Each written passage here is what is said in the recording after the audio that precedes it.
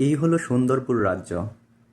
এই রাজ্যের প্রতিটি মেয়েই অপরূপ সুন্দরী, যেমন স্বর্গ থেকে নেমে আসা পরী। কারো চোখ টলমলে জলের মতো স্বচ্ছ, আবার কারো চুল রাতের অন্ধকারের মতো কালো, কারো হাসি সকালের রোদকেও হার মানায়।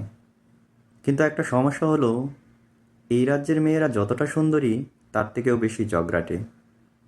তারা সবসময় একে অপরের সাথে ঝগড়া করে, এমনকি মাঝে মধ্যে নিজের ছায়ার সাথেও ঝগড়া করে, যার ফলে অন্য রাজ্যের ছেলেরা এই রাজ্যে বিয়ে করার কথা চিন্তাও করে না।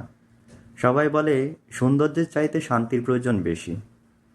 এদিকে এইসব নিয়ে রাজা একেবারেই চিন্তিত না। তিনি ভাবতেন, আমার রাজ্যে সুন্দর সুন্দর মেয়ে আছে, এটাই যথেষ্ট। অন্য রাজ্যের ছেলেরা আসলো বা না আসলো তাতে আমার কিছু যায় আসে না। কিন্তু ওই রাজ্যের রাজকুমার ভীষণ চিন্তিত, কারণ তিনি জানেন ঝগড়া যদি কমানো না যায় তাহলে কেউ তাদের সাথে সম্পর্ক রাখতে চাইবে না। আস্তে আস্তে সবাই তাদের থেকে দূর হয়ে যাবে।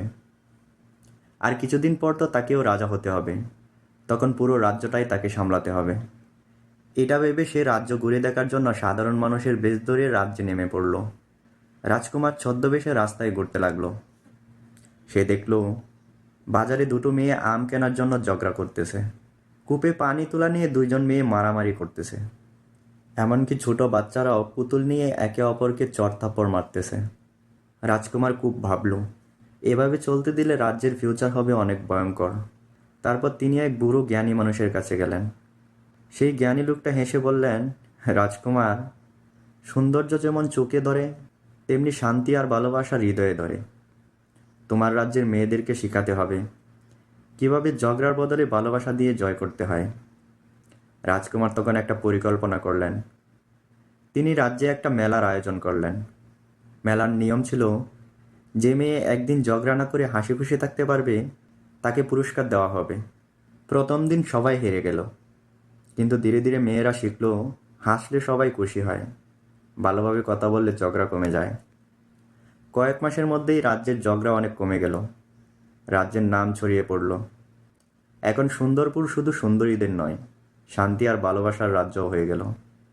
অবশেষে পাশের রাজ্যের ছেলেরাও আসতে শুরু করলো বিয়ের প্রস্তাব নিয়ে। রাজকুমারীর বুদ্ধির কারণে রাজ্যে আবার সুখ ফিরে এলো। সৌন্দর্য কখনো স্থায়ী হয় না। সুন্দর ব্যবহার, হাসি আর ভালোবাসা মানুষের মনে চিরকাল থেকে যায়। ঝগড়া দিয়ে নয়, শান্তি আর মায়া দিয়ে সম্পর্ককে টিকিয়ে রাখতে হয়।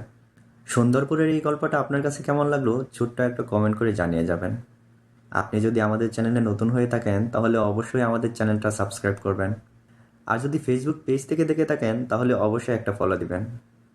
কথা হবে নতুন কোনো গল্পে। ততক্ষণ পর্যন্ত ভালো থাকবেন, সুস্থ থাকবেন। টাটা।